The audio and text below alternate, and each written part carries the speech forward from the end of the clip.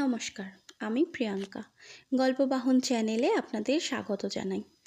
আজ আপনাদেরকে শোনাবো গল্প মারণ কুয়ো। গল্প লেখা ও গল্প পাঠে আমি প্রিয়াঙ্কা। গল্পটি মন দিয়ে শোনার অনুরোধ রইল। ভালো লাগে তাহলে প্লিজ লাইক করবেন, আর আমার চ্যানেলে নতুন হয়ে থাকলে অবশ্যই চ্যানেলটিকে সাবস্ক্রাইব করবেন এবং পাশে থাকা বেল আইকনটি প্রেস করে দেবেন, যাতে আমার পরবর্তী গল্পটি সবার আগে আপনার ডিভাইসে পৌঁছে যায়। শুরু করছি আজকের গল্প মারণ কুয়ো। তমাল আর তনুশ্রী সদ্য বিয়ে করেছে দুজনে। অনেক লড়াই করে বাড়ির অমতে গিয়ে বিয়েটা করেছে। নতুন একটা বাড়ি ভাড়া নিয়েছে দুজনে, এক কামরা ঘর। ঘরটা খুবই ছোট, দেওয়ালগুলো খানিকটা ড্যাম ধরা মতো, কিন্তু এর থেকে ভালো ঘর নেওয়া ওদের পক্ষে এখন সম্ভব নয়। প্রথমটা তনুশ্রীর একেবারে ভালো লাগেনি। কি বিরক্তিকর পরিবেশ যেন চারিদিকটা, নোংরা নোংরা ভাব। তমাল বোধ হয় তনুশ্রীর মনের অবস্থা আন্দাজ করতে পেরেছে।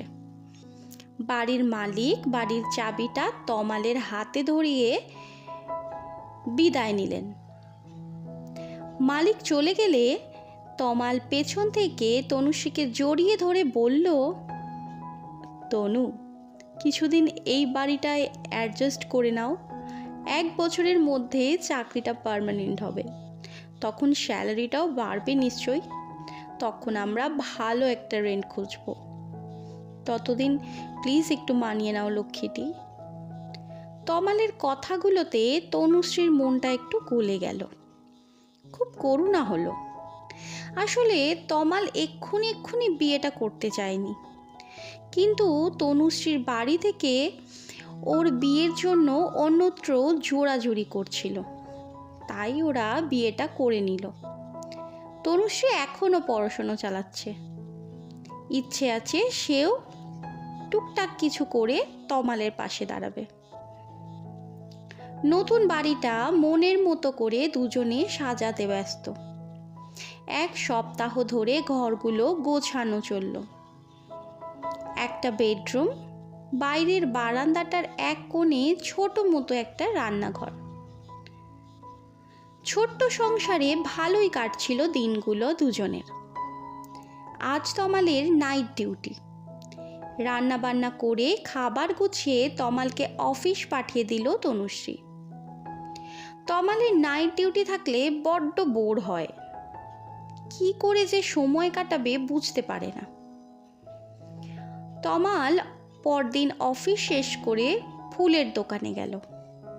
দাদা, ফ্রেশ অর্কিডটা দেবেন তো, আর একটা জুঁই ফুলের মালাও দেবেন।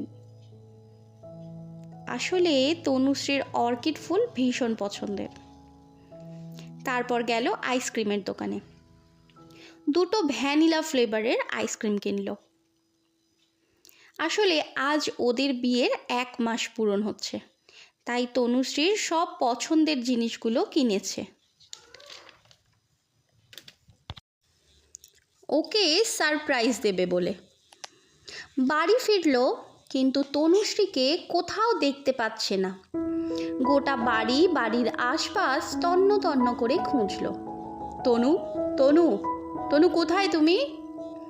কিন্তু কোথাও তনুশ্রীর খোঁজ পেল না। গেল কোথায় মেয়েটা কিছু না বলে?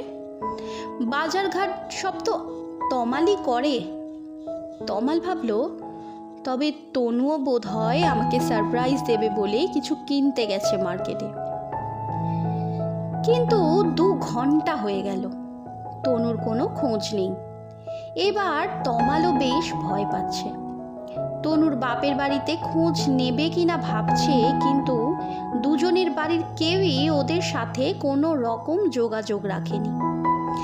এমন সময় নীলিমার কথা মাথায় এলো। নীলিমা তনুশ্রীর মামাতো বোন।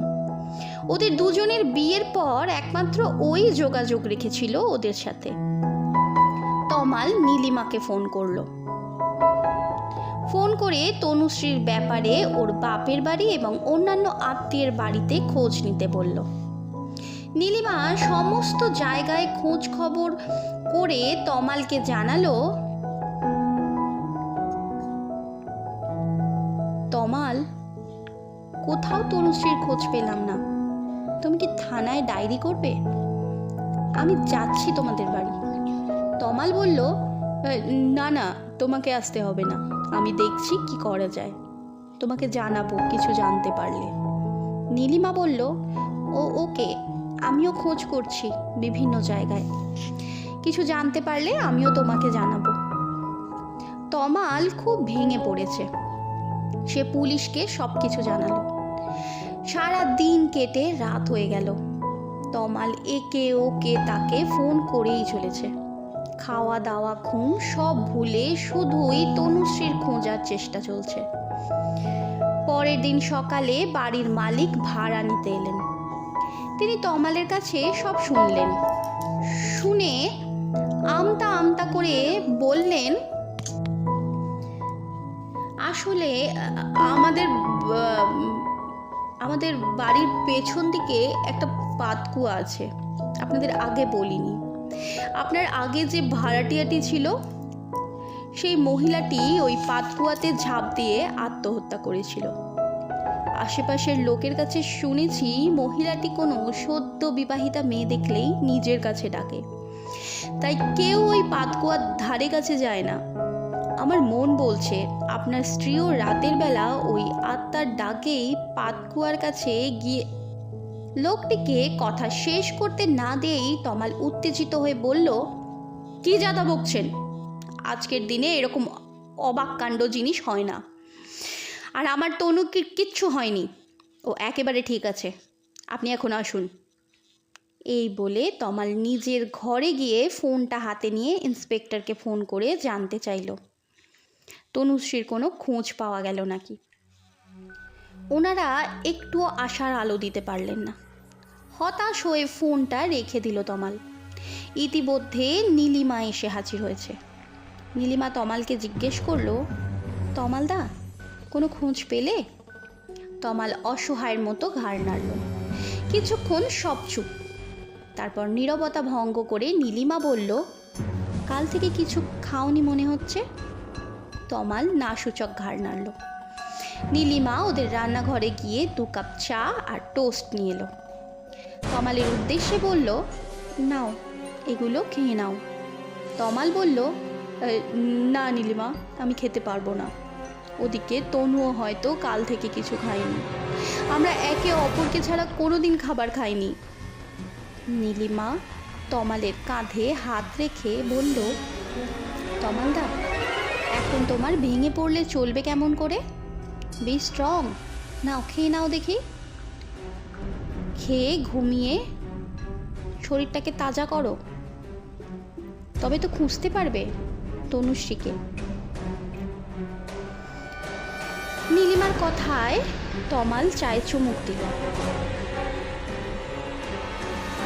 নীলিমাও চায়ে একটা চুমুক দিয়ে বলল, আচ্ছা, ঢোকার সময় একটা ভদ্রলোককে বেরোতে দেখলাম, ভারী অদ্ভুতভাবে আমার দিকে তাকাচ্ছিলেন। উনি কে? তমাল বলল, উনি হলেন আমাদের বাড়ির মালিক। বকাটে লোক একটা, ফালতু কথা বলে আমাকে আরও বেশি বিভ্রান্ত করছিল। নীলিমা জিজ্ঞেস করলো, কেন, কি বলছিলেন উনি? তমাল বলল, দূর ছাড়ো তো, যত সব ফালতু কথা, ওসব বাজে কথা এখন ভালো লাগছে না। চলো, আমরা বরং আশেপাশের মার্কেটে একবার খোঁজ করি, যদি কেউ দেখে থাকে তনুকে। ওরা দুজনে বেরিয়ে পড়ল। সারা দিন রাস্তায় রাস্তায় ঘুরে ক্লান্ত হয়ে বাড়ি ফিরল ওরা। তনুশ্রীর কোনো খোঁজ পাওয়া যাচ্ছে না। নীলিমাও বাড়ি চলে গেল। যাওয়ার আগে তমালের জন্য কিছু খাবার কিনে দিয়ে গেল। কিন্তু তমালের তো খাবার গলা দিয়ে নামছেই না। ক্লান্ত শরীরে ঘুমিয়ে পড়ল তমাল।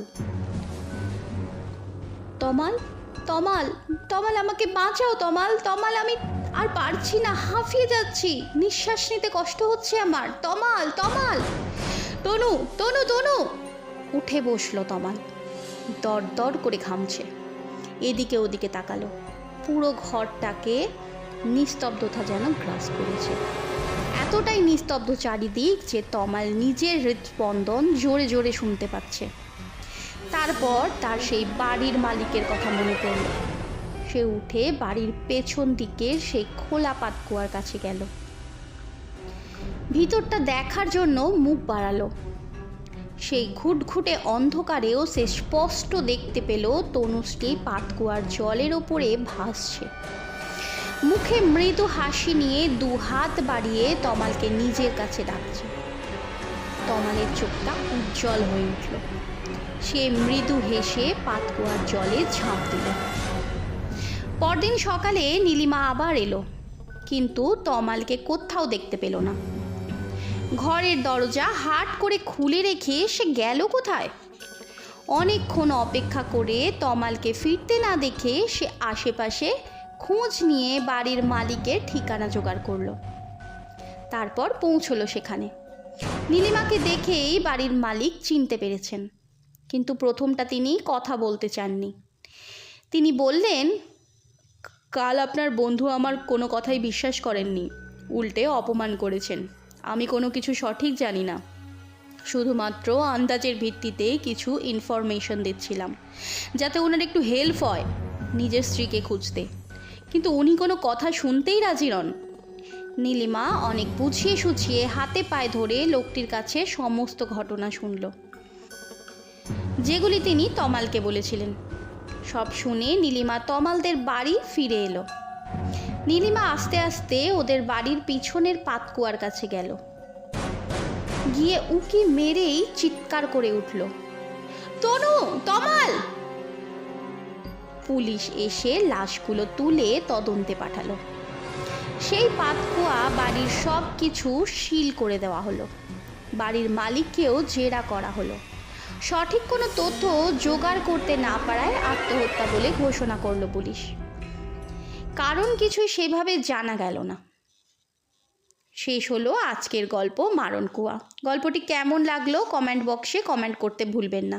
যদি ভালো লেগে থাকে অবশ্যই একটি লাইক করবেন, আর আমার চ্যানেলে নতুন হয়ে থাকলে চ্যানেলটিকে সাবস্ক্রাইব করে পাশে থাকা বেল আইকনটি প্রেস করে দেবেন, যাতে আমার পরবর্তী গল্পটি সবার আগে আপনার ডিভাইসে পৌঁছে যায়।